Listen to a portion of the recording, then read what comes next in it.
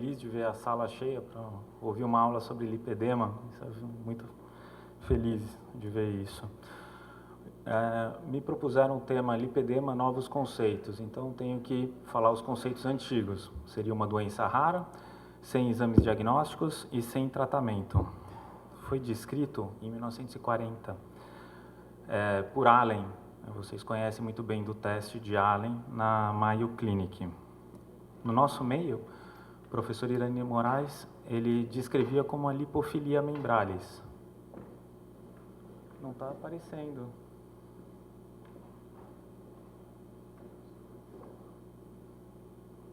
Ok.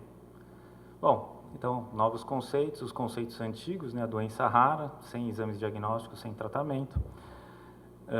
Em 1940, Allen descreveu, essa era a foto que ele utilizou no artigo, e no nosso meio, o professor Irani descrevia como a lipofilia membralis.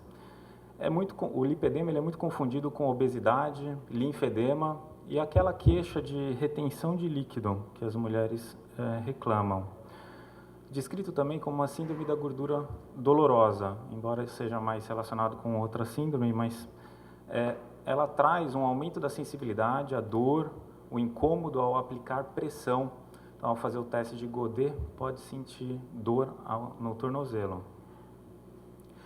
É uma desproporção simétrica do acúmulo de gordura nas extremidades inferiores. O paciente queixa-se de inchaço dos membros, piora com ortostase e calor, sinal de Godet normalmente negativo ou muito pouco, mas os pés são poupados. O paciente relata hematúria, hematoma, equimoses, com uma fragilidade capilar, cansaço, fadiga, diminuição de condição física e força muscular, e normalmente o início dos sintomas em algum momento de variação hormonal da mulher. Existe em homens? Tem alguns relatos na literatura, muito poucos, mas esses normalmente estavam associados a grandes variações hormonais. Com relação à obesidade, a diferença é que a gordura do lipedema ela é pouco influenciada por dieta ou exercício. Então, se você pega um paciente com lipedema e fala para fazer exercício e dieta, é uma catástrofe, porque o paciente não vai melhorar. Pode até perder um pouquinho de peso, mas ela não vai perder a desproporção. Então, é importante diferenciar a obesidade do lipedema porque o tratamento é diferente. Existem as intervenções específicas para o lipedema. Lembrando que o paciente com lipedema pode estar também acima do peso ideal ou associado com a obesidade. Então, tudo isso vem junto com um senso de culpa muito grande, senso de falha nos tratamentos, né? Porque o paciente não tem, muitas vezes, o diagnóstico e, na verdade, está sendo feito o tratamento errado. Então, o paciente relata normalmente, esses são relatos do meu consultório, tenho 2 corpos, tem o corpo de cima e o corpo de baixo. Uma bem recente, essa eu fiz questão de escrever, né? Tem o corpo de fanqueira, né? Pernas em tronco de árvore ou de elefante que pioram progressivamente, com a gordura subcutânea depositada acima dos maléolos com distribuição tipo calças largas. Essa foi a paciente que falou que tinha 2 corpos. Essa aqui mais uma e essa aqui com o corpo de fanqueira. Sinais típicos. Então, mudança abrupta da altura do tornozelo entre as pernas alargadas, pés com aparência normal, tem o efeito bracelete em tornozelo, que pode ocorrer também em membros superiores. O sinal do Michelin, aquele do pneu, né? Acho que todo mundo já deve ter visto isso, é típico de lipedema. Esses 2 são publicados em artigo. Esse aqui é um paciente meu. Então, o lipedema é um lipolinfedema. Tem também acometimento do tecido gorduroso, linfático e tudo mais. Após o tratamento, houve uma melhora. A pele normalmente é macia, com cor normal, mas pode estar associado a linfedema, insuficiência venosa, dermatite de estase, eritema, ulcerações, hiperpigmentação. E normalmente a gente acaba esquecendo do lipedema nos diagnósticos ou diferenciais ou associados. Essa é uma paciente com lipedema grau 4, mas que também tinha linfedema, insuficiência venosa, obesidade, história de erisipelas prévias e condromalácia. Então, imagina a situação crítica, a dor que ela tinha em membros inferiores, Obviamente, se o lipedema tivesse sido diagnosticado bem cedo, poderia ter evitado chegar nessa situação. Então, por que o lipedema? Bom, ela tem o sinal do Michelin, poupa os pés, tem essa deposição de gordura medial das gorduras do joelho, que é bem típico, né? Aqui mais alguns casos de lipedema associado a linfedema. Aqui o lipedema com a estase. E o acúmulo de gordura em coxins gordurosos mediais é típico, então, do lipedema. Essa distribuição poupando os pés também. Óbvio que isso traz uma mobilidade diminuída, com diminuição da marcha e danos ortopédicos no quadril, joelho. Aqui mais um exemplo e a deposição de gordura aí, na coxa.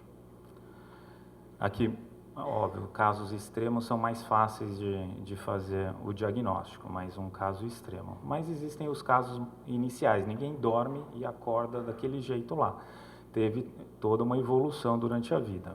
Aqui um lipedema grau 3, né, se prestarem atenção, ela não é obesa, ela tem a barriga relativamente, obviamente, magro, mas está tudo depositado em membros inferiores. Agora, não existe um teste genético, a gente sabe que é uma doença genética, não há um teste de laboratório definitivo, tem uma falta de familiaridade dos médicos, junta tudo isso, ocorre muita confusão e subdiagnóstico. Então, no exame físico, tem o edema elástico simétrico, hipotermia da pele, sinal de Stimmer negativo, alteração do posicionamento plantar. Não existe exame subsidiário definitivo, mas auxiliam no diagnóstico diferencial. São inespecíficos. O ultrassom pode distinguir lipedema de linfedema. Esses são os dois aspectos, né? Recentemente eu recebi um exame de fora da minha clínica. Na minha clínica a gente acaba fazendo voltado para isso, mas um colega de fora escrevendo com o aspecto sugestivo de lipedema, né? Eu queria ver mais exames assim. A linfocintilografia, padrão ouro para linfedema, então ajuda no diagnóstico diferencial. A tomografia e a ressonância magnética tem uma sensibilidade de 95% e uma especificidade de 100% para lipedema, mostrando essa grande deposição de tecido gorduroso em membros inferiores, aqui na ressonância magnética, com alguns pontos também de linfedema. A bioimpedância ajuda nesse diagnóstico e a densitometria óssea com DEXA e avaliação corporal também faz essa distribuição do lipedema para a gente fazer o diagnóstico. Então, com relação ao tratamento, tem 3 objetivos, que é aliviar os sintomas, diminuir a progressão, prevenir a complicação, obviamente uma melhora estética e o objetivo controlar o edema secundário, enquanto o tratamento cirúrgico é aceito para diminuir o tecido adiposo normal, diminuir a inflamação crônica e quebrar o ciclo da adipogênese. Então, como é feito o tratamento? O suporte emocional, muitas vezes o paciente precisa, passou a vida toda sendo chamada de obesa e na verdade não é. Melhora do retorno linfático, uso de meia elástica, drenagem linfática, exercícios de respiração profunda, controle da dor com medicamentos, suplementos, exercícios, caminhada, yoga linfática e pilates, reduzir a inflamação crônica com dieta anti-inflamatória, uma dieta cetogênica com o objetivo de perder peso e ajudar o corpo a lidar com o lipedema, com o fortalecimento muscular do exercício físico, diminuição da gordura lipêmica com exercício e dieta, que ajuda, embora não mantenha desproporção, e a lipoaspiração. Então, o tratamento cirúrgico em 6 meses apresenta 58% de melhora sintomática, tratamento clínico em 1 mês, em torno de 35% de melhora sintomática. Então, quais são os novos conceitos? Ela não é uma doença rara, é uma doença extremamente frequente, 11% das mulheres apresentam essa doença. Embora sem um marcador único, o diagnóstico essencialmente clínico, os exames auxiliam no diagnóstico diferencial. Realmente não tem cura, mas tem tratamento, e o tratamento com melhora sintomática, melhora da qualidade de vida e melhora estética. Então, quem quiser conversar sobre o assunto, essas são as minhas mídias sociais, e-mail, eu fico à disposição. Obrigado.